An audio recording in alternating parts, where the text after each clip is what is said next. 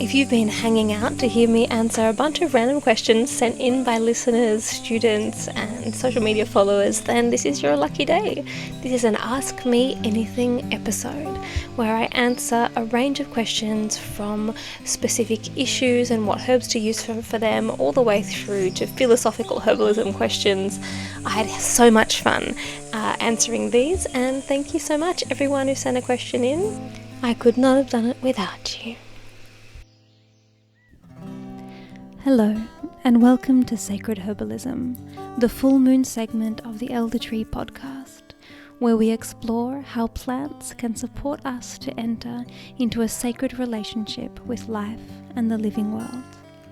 I'm Stephanie Hazel, and I've recorded this episode beneath the gaze of epic Wollumbin, where I live in Bundjalung country, and I pay my respects to the First Nations people of this land, as well as to the spirits and plants of this ancient earth. If you love what we do, you can support the Elder Tree mission of putting medicine in the hands of the people by joining our Patreon, where you can access special teachings from our presenters and our interviewees. So, let's walk into the moonlit forest together. Are you ready?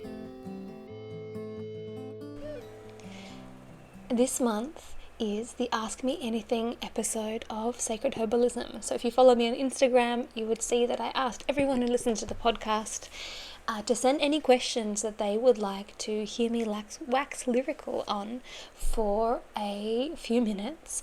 And I have some beautiful questions for you today. Some of the questions that we'll be looking at, we have some very issue-specific questions: herbs for perimenopause, herbs for birth, herbs for sadness and depression. And then we have some practical, clinical study questions like, what are the best education tools to blend Eastern and Western herbal medicine, specialising in areas in clinic, and also people struggling with the strong alcohol taste of herbal tinctures. And finally, there are some more philosophical questions about my experience of herbalism. How did I know herbalism was for me? What are my biggest challenges as a herbalist? And how do I see herbalism changing in the future? So if these questions interest you, please stay tuned. And if there are other questions that you would love me to answer, please send them through. You can send them to Instagram, Stephanie Hazel Herbs, or you can email them through herbalist@stephaniehazel.com.au.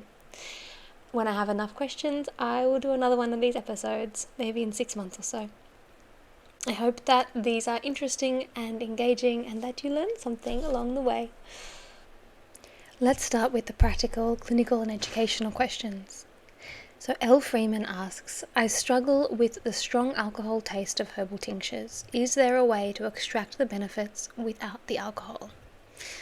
So, of course, there are many ways we can extract herbal medicines from the plants, that we can invite the medicine of the plants to transfer into a medium that is easier for us to drink and receive.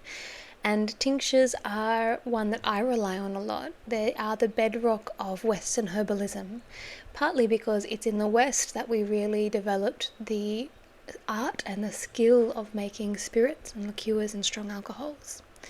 Now, tinctures are useful in clinic because you can use quite low doses. If you're working with fresh plant tinctures, which you either need to source from PPC herbs or Marlene herbs in Tasmania or make them yourself, then the aromatic properties of the plants are really preserved, and the spirit of the plant is, to my experience, noticeably stronger. So, as well as having that really powerful extraction process, the water and the alcohol do a great job of extracting between them nearly all of the different types of constituents that we might want from plants. So one of them is a polar solvent and one is a non-polar solvent, which means we're getting the volatile oils, the mineral salts to some extent, the alkaloids, the saponins, all of these different sugars, different ways that the plant holds its medicine are really well extracted in alcohol, and they have a long shelf life. So that's why I use them a lot. If you are not using alcohol, there are lots of different ways, but you need to know what kind of thing you want to extract. So if you are working with herbs for mood and mental health, it's often looking at a mixture of the alkaloids and the volatile oils. Let's take Damiana as an example. Damiana, which is rich in bitter alkaloids and also rich in aromatic oils. Now, a tincture will extract both of those, especially if it's fresh. If the plant is dried for too long, you start to lose the aromatic oils. So if you're making a medicinal tea of Damiana, then to get the alkaloids out, you need to boil it for about 10 minutes, 5 to 10 minutes of a really long steep time. And in the boiling process, you will lose the volatile oils. So if I'm making a medicinal tea of Damiana, I will boil half of the amount of herbs and then I will steep with water that is a little bit off the boil, covered for 10 minutes, and that will get me the volatile oil aspect, and then blend those two teas together. And you'll notice the one that you've boiled is much more bitter, the one that you've steeped is much more fragrant. So you do want to know what you're trying to get out of the herbs that way. If you're trying to get the minerals, the saponins, the alkaloids, all of these things can be boiled or steeped overnight to get a lot of those properties out. But if you're working with those aromatic components, then too much heat will destroy them, and also being dried for too long will destroy them. So fresh out of your garden with a beautiful, maybe 90 degrees infusion, and always covered to keep those oils in, right?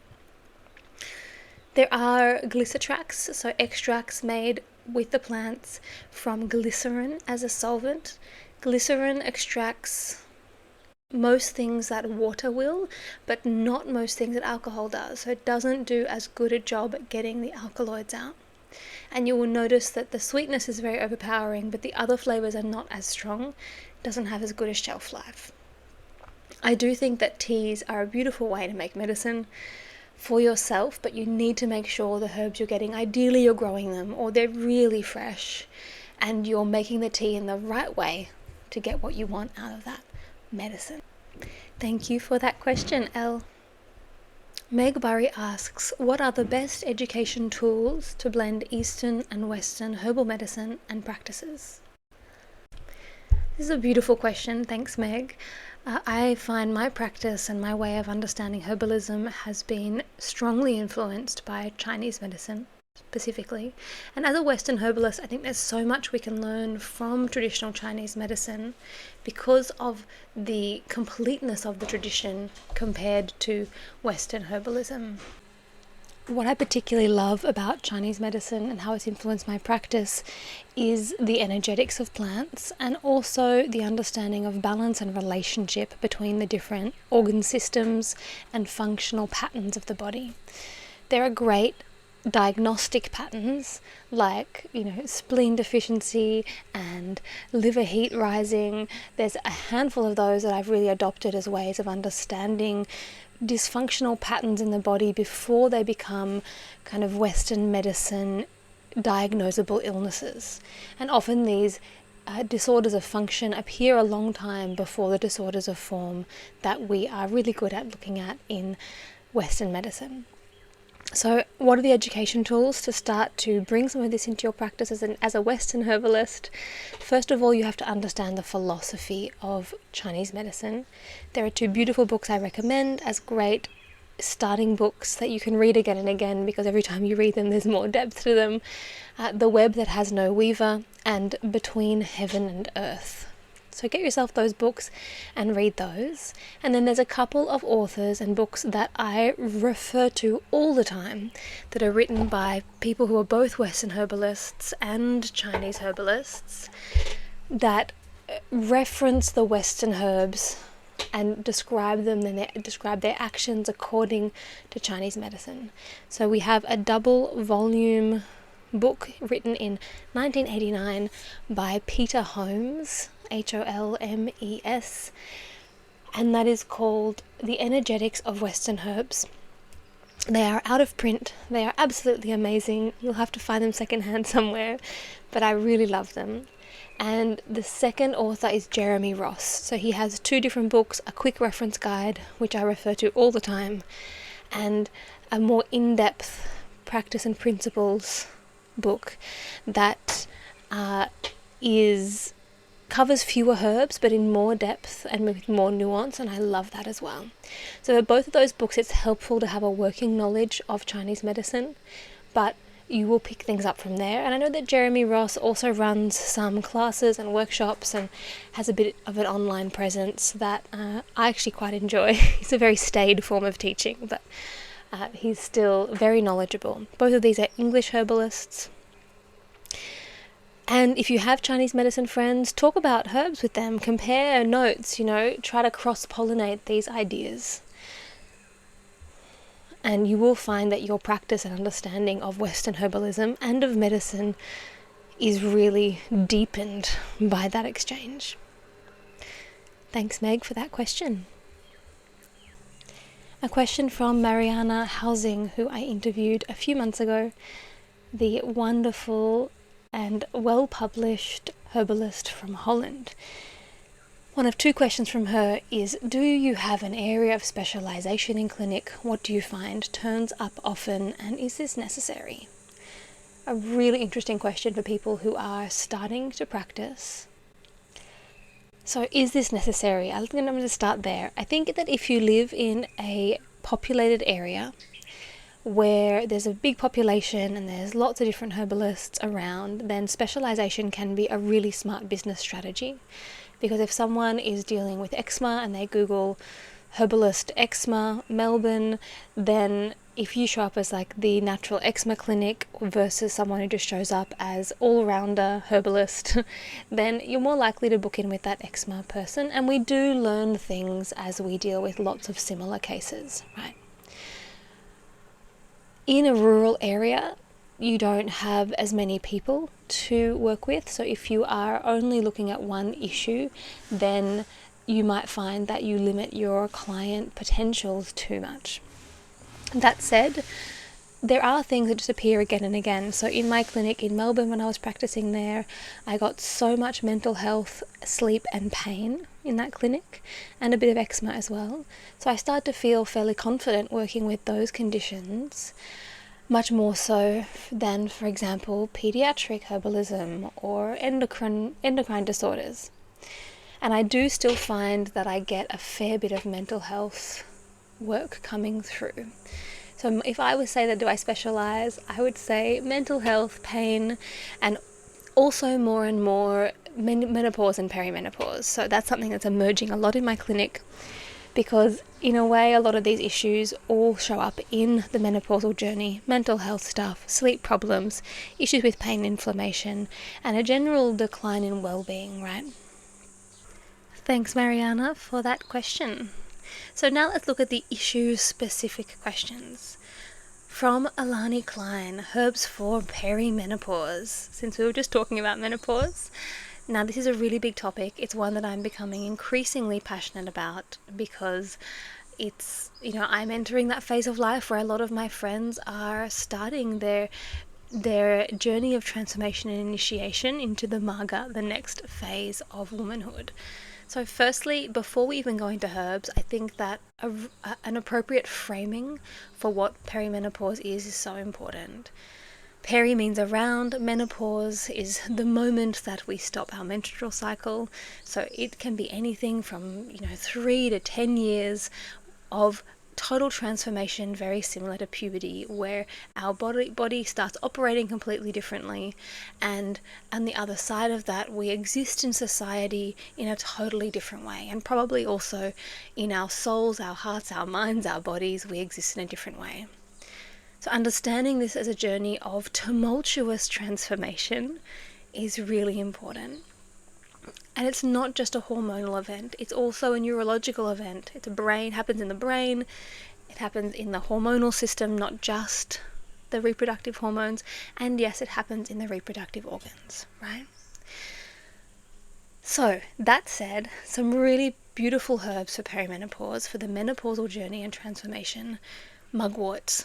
Mugwort is the herb of the Marga, the witch, and I believe this is what women are being asked to become, to move from being the mother, in this, some of us, not all of us are mothers in the classic sense, but that phase of life of mothering and creation and nurturing, moving from that into the Magga. Now the Magga is all about being deeply powerful, claiming that power, and understanding what your gift into the world is. Like, how are you of service to actually making the world that you know with all your years of experience and hard work is needed, right? So for me, mugwort, it brings the dreaming self alive, not just our night dreams, also our ability to dream into our life.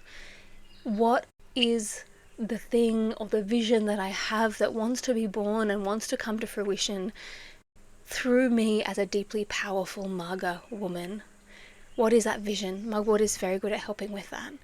Mugwort also is a liver herb, and there's a lot of liver heat that happens for many women during menopause. So working with mugwort, I really recommend that. Motherwort is another herb that is almost specific for anxiety, heart palpitations, and kind of panic, insomnia, those kinds of things around hormonal transitions. So motherwort, we have this cooling, calming, anti-anxiety herb that really helps during postpartum, during menarche, when a girl goes through puberty, and during menopause. It's these specific times when our hormones make us anxious. So if this is you, then motherwort is a powerful herb for you. Calming, soothing, down-regulating, and cooling the body. A big thing in menopause and perimenopause is brain fog and a reduction in cognitive capacity. There are some studies looking at brain imaging of women before, during, and after the menopausal journey, and it's actually, frankly, quite terrifying. There is a significant loss of mental capacity. Don't worry, most of it will come back, but you probably still have a life you're trying to lead. So some really good herbs for this. Rosemary and ginkgo are two beautiful herbs to support the brain really functioning and firing on all cylinders as much as it can in this time. Ginkgo is quite cooling and rosemary is quite warming, so depending on your body and what's happening in your body, you might be someone who really vibes with rosemary, or you might be someone who really vibes with ginkgo, or a mixture. As always, please take a herb on its own for at least a week. Take notes, pay attention, and work out for yourself if that's the right herb for you. Don't just take my word for it or any other herbalist or herbal expert. Try it and see. Finally, let's talk about the adrenal tonic herbs. So one thing that happens in menopause is that the ovaries are essentially passing the baton for hormonal activation of the body from the ovaries to the adrenals. And if you have been burning out, overworking, exhausting yourself, frankly, it's hard not to with the way that our culture is currently structured, increasingly so, then your adrenals might be a bit tired, and that might make your menopausal transition much harder. If you feel a lot of fatigue and exhaustion and kind of emptiness, and sometimes depression can come into that as well, then working with your adrenals is great. Getting rid of coffee and any adrenal stimulants, which is hard if your brain isn't working, but it will balance out in a few weeks. Maca is a beautiful reproductive hormonal and adrenal tonic that a lot of women find is great. Less is more, so 1 teaspoon a day is plenty. You might want to use a product like Jing from Superfeast, a blend of Chinese medicine adrenal tonic herbs. Licorice root is great, and these are plants that you can take ongoing over a period of time to support with fatigue and adrenal exhaustion. So we have more the kind of spirit herbs for menopause, we have the brain fog herbs and the adrenal herbs. That's 3 types of herbs. There are so many more, because what the important thing to understand there is that when you are in a state of absolute internal hormonal chaos, whatever is under functioning or weak or out of balance will show up. So menopause shines a light on the things that need attention, and they may look very different for different people, although of course there are themes. So thanks, Alani. That is a huge question. I hope I answered it a little bit there for you. Galina Lugonia, all the way from Norway, asks, what are some herbs for birth? So there are some really skilled herbal midwives out there that will have a great range of plants at their disposal. And traditionally midwives were herbalists and were doing that job for you in the birth room. But if that's not you, then you can make up a few herbs if you're going into labour, rather not when you're going into labour, preferably a few months before, and give them to your doula or your birth support friend and ask them to be the ones in charge of dispensing these to you. So in my birth kit, I have a blend of yarrow and shepherd's purse for hemorrhaging and bleeding. So that can be taken internally in drop doses if there's bleeding during the labour, or if the bleeding is, excessive after birth as well, and you can apply that vaginally in the case of hemorrhage. Now, if you are hemorrhaging, that is very, very, very serious. You can die. Go to hospital. Let them deal with it because it's pretty serious. But if there's just a bit more bleeding than you're happy with, then shepherd's purse and yarrow is great. Or while you're waiting for the ambulance to arrive, get that into you. Right? Secondly, we have herbs to prepare for the birth. So raspberry leaf, motherwort are beautiful uterine tonics that help our uterus be kind of relaxed but strong at the same time. So taking them traditionally in the last trimester. If you've had any labor scares or any sense of extra contractions, then you might want to just wait for the last couple of weeks. And you can also take them as you're going into labor. Have a nice strong cup of tea with raspberry leaf and motherwort, and that might just help you to open and progress more easily. I also have mugwort in my birth kit in drop doses. Mugwort stimulates the uterus to open, so it can help with cervical dilation. And then two homeopathics that I always have is Rescue Remedy and Arnica. Arnica is not only for bruising, so it is great for the bruising, vaginal bruising that happens, and same with surgeries. If you're having a cesarean, the Arnica will help your recovery. But also it's very good for exhausted muscles. And anyone who's given birth will know that a part of birth is an endurance sport, right?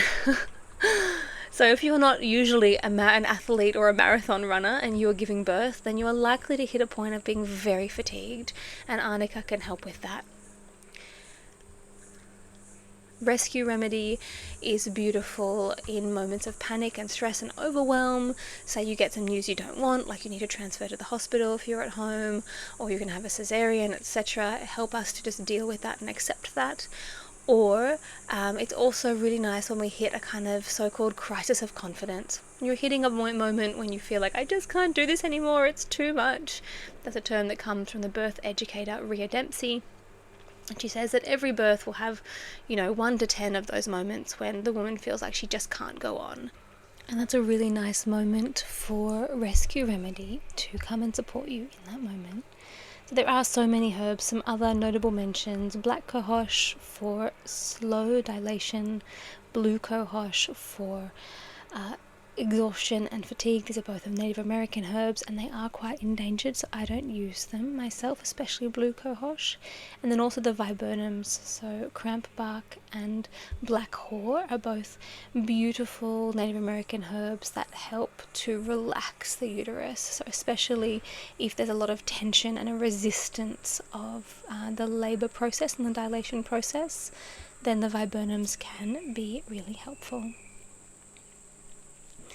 Thank you, Galina, and all the best in your upcoming birth. Another question from Mariana Housing. She says, I'm often sad and depressed. What herbs do you recommend? Excellent questions. Definitely an area that I'm passionate about. And, as anyone who studied with me or worked with me or listened to my podcast much will know, I'm really about specificity in herbal medicine choices. So you need to understand the plants, not just, which herbs are quote unquote antidepressant herbs, but understand what is the particular energetic pattern of your depression and sadness, and make sure you're matching that to the herbs, and then that's not enough even. You need to then make a short list of herbs that kind of feel like they're going to match and take them one at a time for an extended period of time, at least a week. Pay attention and make the decision. What does it actually feel like? Do you feel like this plant is bringing you towards a greater state of balance? That said, here are some to think about. Damiana, a beautiful antidepressant, mood-lifting herb. It is stimulating and relaxing to the nervous system. And for me, Damiana helps us to connect with eros, that sense of yumminess in the world, of being in a body, and how beautiful are the colours, and wow, doesn't the breeze feel nice on my skin? That kind of pleasure in life. And yes, that translates into sexual pleasure as well, why we think of Damiana as an aphrodisiac. But it really is that playful eros connection to life that is often missing when we are in an extended depressive period. So Damiana is one, it is warming, and it has quite a nice adrenal tonic supportive action as well. So it's great for cold, exhausted, depressed people with a lack of joy. Lemon balm. Lemon balm is also very uplifting and opening to the heart. As CUPPA said, balm makes the heart merry. But it is much more cooling compared to Damiana. So if you think of Damiana as a kind of passionate joy, then lemon balm is the bringer of cool, calm joy. It's great for depression and anxiety together, and they do often occur together. So if the idea of being cool and calm and joyful and light-hearted feels right for you, then lemon balm might be the one that really brings that through. Now, of course, a lot of the antidepressant herbs are aromatic herbs, so you need to be growing them fresh, using a fresh plant tincture, or covering your tea when you make it, and really trying to get as much of that fragrant aromatic aspect as possible. St. John's wort is a classic herb for depression. It's very well known for that. Now, a caveat, St. John's wort is quite dangerous to take with any medications if you're on any medication, because it increases hepatic clearance of most pharmaceuticals. So it can actually take your medication out of your system too quickly, right? So please don't combine St. John's wort with other medications unless you're under skilled supervision, preferably by your GP and your herbalist working together. But St. John's wort is a really little tiny burst of sunshine, and it has a strong connection to the solar plexus. So if your depression often feels like a lack of self, like you can't connect to who you are or find your own power in life, then St. John's wort is a beautiful way to connect with that. It is it's like a neutral temperature, it's a kind of a gentle herb, but it brings a little bit of sunshine, and that's why it's often used in seasonal affective disorder. If you get depressed every winter, but then you are not depressed in summer, then St. John's wort might be a bit of that internal sunshine that will support you to be in a more balanced state of mood. I also find St. John's wort has been helpful for me in the past with clients who really struggle with willpower, and they know what they need to do to get their depression under wraps, but they can't do it for some reason. The will isn't there, and St. John's wort can be really good with that. Now, the final herb that I'll talk about here is rosemary. Rosemary is a very undervalued medicinal plant because it's so common in cooking that we really take it for granted. But rosemary, especially when it's, good quality fresh plant tincture or coming straight from the garden, it is really, really warming, uplifting, clarifying and clearing to the mind, bringing warmth and oxygenation throughout the whole body. Great for headaches and memory and concentration, but also is a beautiful liver herb. So if there is liver toxicity and stagnation there as part of the picture, which there often is with depression, then rosemary can help the liver to clear toxins and clear any residues of pharmaceuticals, etc., that might be in your system.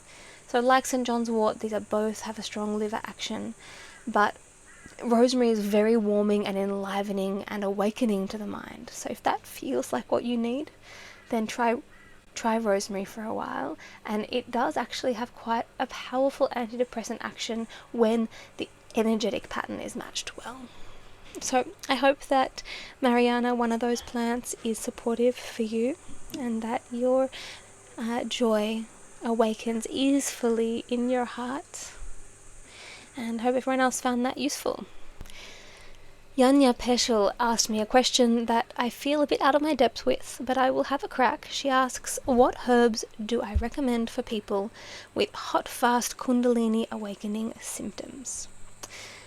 So, unusual and interesting issue to be confronted with, and I think for me this is a good example of what do you do when you don't understand a condition that someone's coming to you with, right? I don't really understand Kundalini awakening symptoms, hot, fast Kundalini awakening symptoms, so I would have to ask, well, what does it feel like? And when someone describes what they're feeling on both a psychological and a physiological level, that will start giving me some clues. I can imagine you saying hot, fast Kundalini awakening. I know that the Kundalini moves upwards, so we're going to be wanting herbs that have a downward moving energy, that are cooling and calming and sedating. That is where I would start. But of course, it's a deeper question to ask people, what does it feel like? So a herb that comes to mind is passion flower. Passion flower is cooling, calming, and downward moving. I imagine that the nervous system herbs, the nervines, would also be supportive, because the nerves are the interface between the body and the spirit, or the body and the heart. So we have this, kind of spiritual awakening experience that's happening, and we want to be really grounded. Another herb that comes to mind actually would be reishi, because from my limited understanding of tantric philosophy, people generally spend a long time creating a very solid grounding in their bodies before trying to awaken Kundalini. And so I find that reishi is a nice herb to help people who are overly in the astral to develop those mycelial kind of mushroomy roots in the ground, right? While not shutting off from the spiritual realms. It's that beautiful kind of bridge between heaven and earth. So there are some thoughts for you there, Yanya, and feel free to send me a message if you have some more questions to follow up on that one. It's an interesting one. So now let's move on to the third kind of category of questions, the more philosophical herbalist questions. And a few of these come from Lauren Fitzpatrick. Her first question is, how did you know herbalism was for you? What drew you in? Now that's a question I could speak about for a long time. And I think the thing that draws me in the most, a few threads, but the thing that draws me in the most is just the sense of delight that I feel when being with the plants, being in my garden, being in nature, and feeling a sense of relationship to the plant world. There's a feeling of rightness in that for me. And also it's a feeling of belonging myself to the earth and the plants, who are so ancient, who are so essential. Their essence is so strong, and they're so needed for our survival. So that sense of belonging and of connection, relationship with nature is what continues to draw me in more and more deeply. Another big thread is a feeling of empowerment. How lovely it is to be able to feel like I have skill enough and knowledge enough and permission enough, inner authority, to help myself, my family, and my community to be well and to work with the beautiful plants around us for healing. It just feels like something essential in any non-modernized environment, which has been the majority of human history. So that empowerment, meeting that sense of belonging and relationship, is quite a strong call, would you say? Meg Burry asks a very difficult question. If everyone in the world took one herb for 3 months for collective healing, what should it be and why?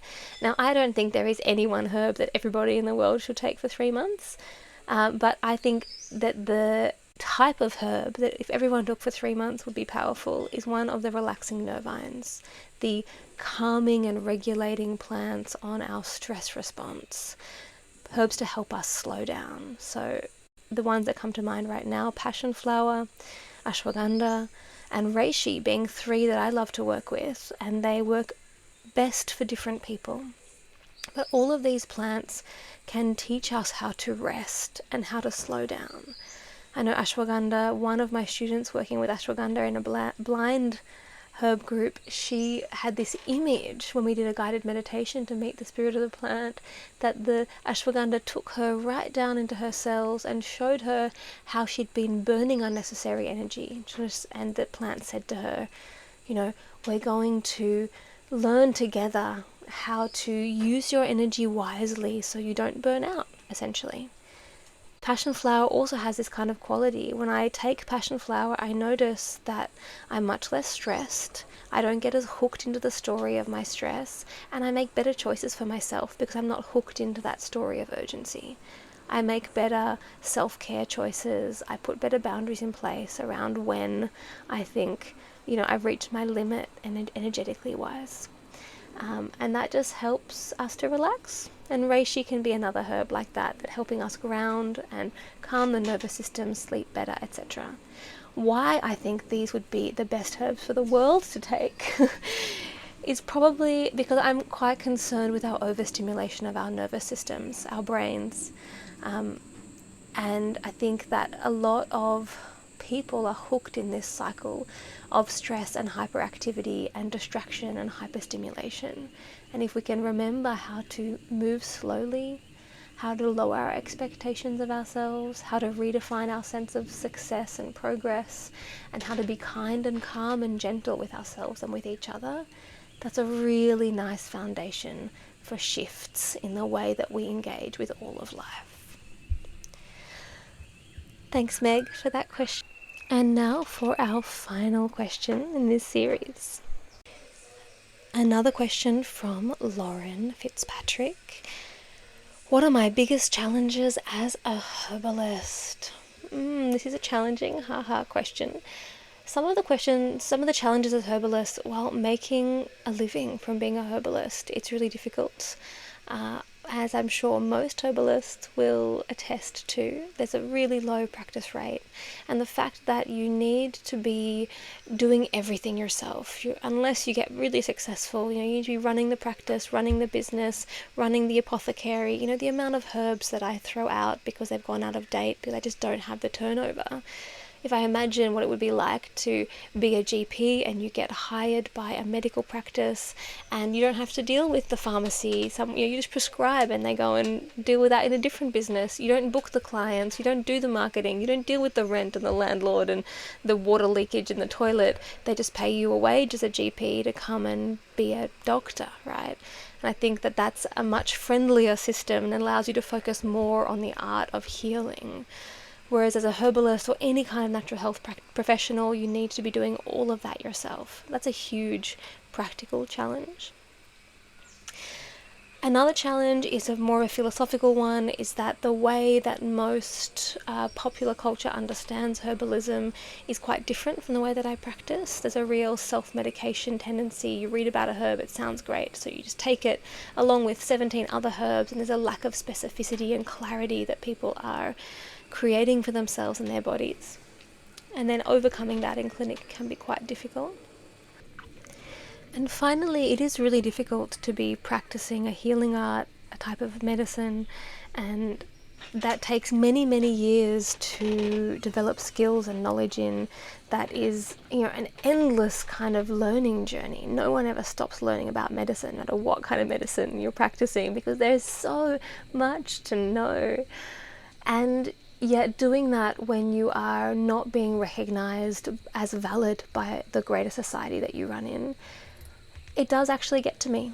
Yeah, I do feel sad that it's so hard to get that legitimacy in the eyes of other medical professionals. It's really common that I talk to doctors who are in the hospital and they kind of just roll their eyes when I say I'm a herbalist.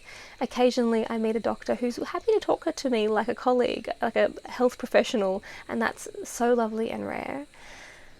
But it also shows up in really subtle ways, even with clients and students who you believe in herbalism. They know that it's real and important, but it's really common in practice for someone to say something like, oh yeah, that thing that was happening that I came to see you about has totally resolved, but it's probably because I finally dealt with the emotional pattern behind it, for example. Happened to me recently. Someone was very stressed and anxious, and I gave them, I think it was passion flower actually, and after a week she was like, oh yeah, I'm doing so much better, but it wasn't the herb, it's because this life coaching I've been having for the last 4 years finally paid off, you know. I'm like, well, it probably was the herb, because that's the thing that changed, right? And there's a way that it's so common that people tell themselves they can't quite accept on a deep subconscious level that the plants really work and can be totally transformative, right? And that's very frustrating.